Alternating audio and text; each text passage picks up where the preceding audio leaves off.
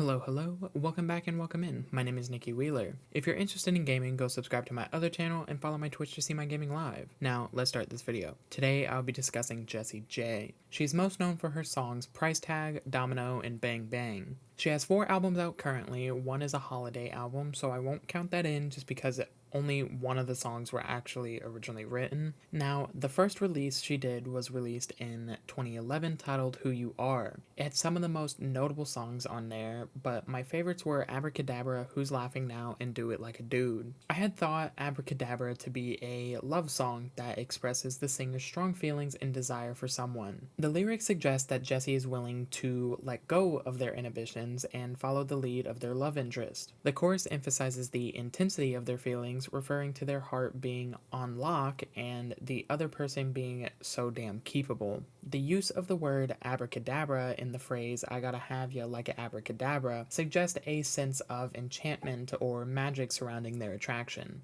I thought it implied that the feelings they have for this person are spellbinding and irresistible. It was for sure a product of his time, with the music backing all of the words, and I really couldn't imagine any other singer on the track. Secondly, we have Who's Laughing Now, which is a powerful anthem that addresses the subject of bullying and triumphing over adversity. Throughout its lyrics and context, the song delves into the personal experiences of the artist, highlighting her journey from being a victim of bullying to rising above the negativity and finding success. The bridge, in particular, showcases Jessie J's growth and self-assuredness. Through the metaphor of breaking out of the box, she emphasizes her refusal to be limited by others' opinions and expectations. She asserts herself and dismisses the hate, suggesting that the haters are too late to have any effect on her. I can compare this song to a majority of Little Mix's discography. It is supposed to be uplifting and triumphant, but her voice just doesn't seem to match the same confidence, and don't get me wrong, I love this song, but it kind of sounds like she is just talking until she gets to the higher notes. The song's catchy melody and powerful lyrics combine to create a message of resilience and self-empowerment, but it falls flat in the actual confidence for me personally.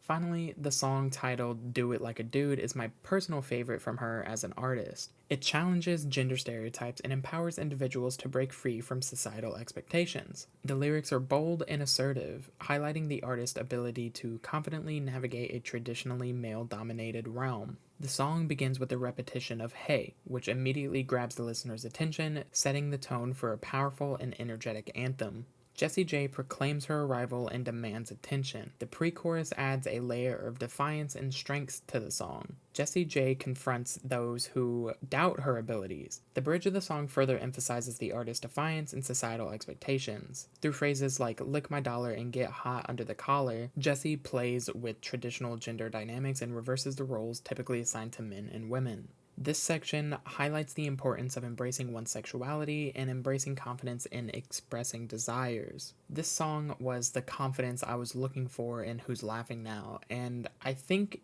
it is definitely the better anthem. I think a good bit of this album is the same and goes over the same topics such as confidence, but in different areas of your life. I love how she writes, and her popularity during that time was proven quickly over and over again. Listening to these songs again after so many years brought back so many memories because I had honestly forgotten about Jessie J since Bang Bang. Hearing some of her older music again, like Price Tag, was refreshing. She is a strong lyricist, especially with the time this stuff was written and produced. She was definitely a force during that time, but when it came to her second album, I think she kind of lost her fan base for a short period because she had changed so much about herself, both physically and in music. The second studio album, Alive, came out in 2013 and was quite lackluster when it came to hitmakers and sleeper songs. She even had some extremely good features on the record, and they still didn't live up to Who You Are was. Those including Brandy, Becky G, and Big Sean. That being said, I think my favorites on this one were Sexy Lady, Harder We Fall, and Excuse Me Rude. The song Sexy Lady is an empowering anthem about embracing one's individuality, confidence, and strength.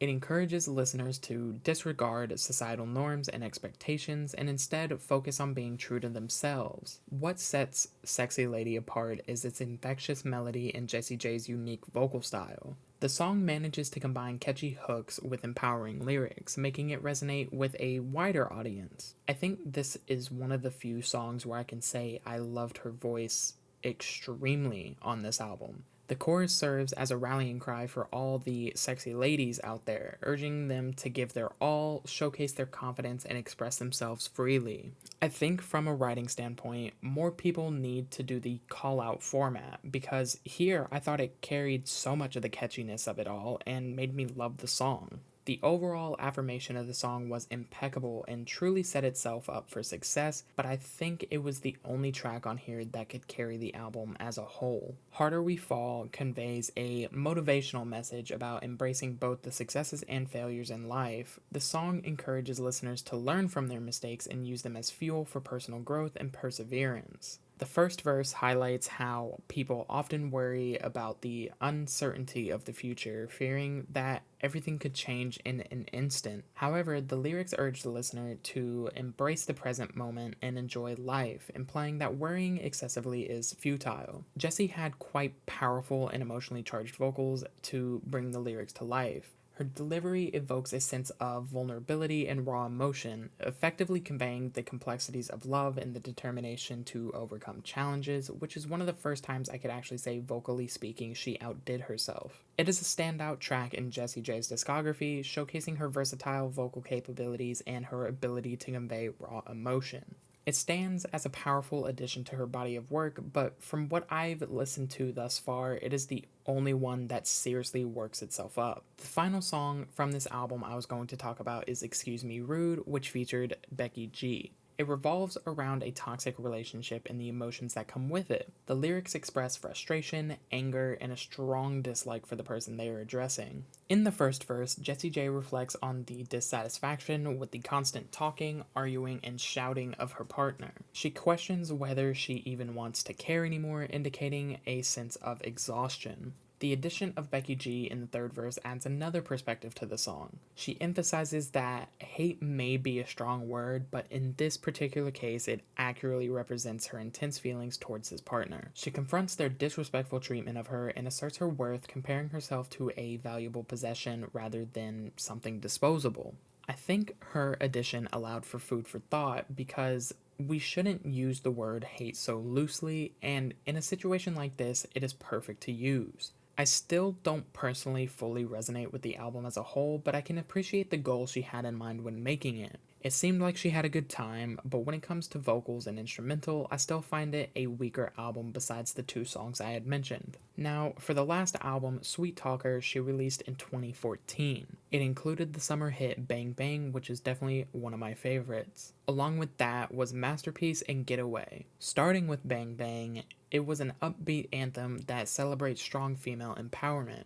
The song speaks of women taking charge and commanding attention through their confidence and sexuality. The lyrics imply that these people coming into the room are ready to take charge and show off their talents and take charge of the situation at hand. They offer a warning to those who may be afraid of getting ahead, because they know that they can get ahead with the help of a powerful woman. If you were around in 2014, in the US, maybe even everywhere else, you couldn't escape this song because it was the summer anthem of that year, and I was fully immersed in it then, and I still am. It is one of the few songs I can listen to even after getting so popular like that. She seemed extra confident, and her notes in this song were insane. She showcased those vocals that I knew she could and should have years before this. The second song I wanted to talk about was Masterpiece. It embraces imperfection and constantly works towards self-improvement. The song reflects upon the pressure and judgment faced by the artist, but emphasizes her determination to rise above it and continue pursuing her goals. It's very similar to Harder We Fall in the meaning, but this one seemed more personal. I love the way she delivered her lines in it, but she seemed to be reserved here, and I actually think it works well. My absolute favorite part was the bridge. Again, it echoes the sentiments of the chorus, emphasizing the ongoing process of growth and self-discovery. Overall, this song was the piece she delivered the best. It wasn't unnecessarily fast, and it wasn't a talk singing song, it wasn't a ballad, it was its own thing, and I loved it.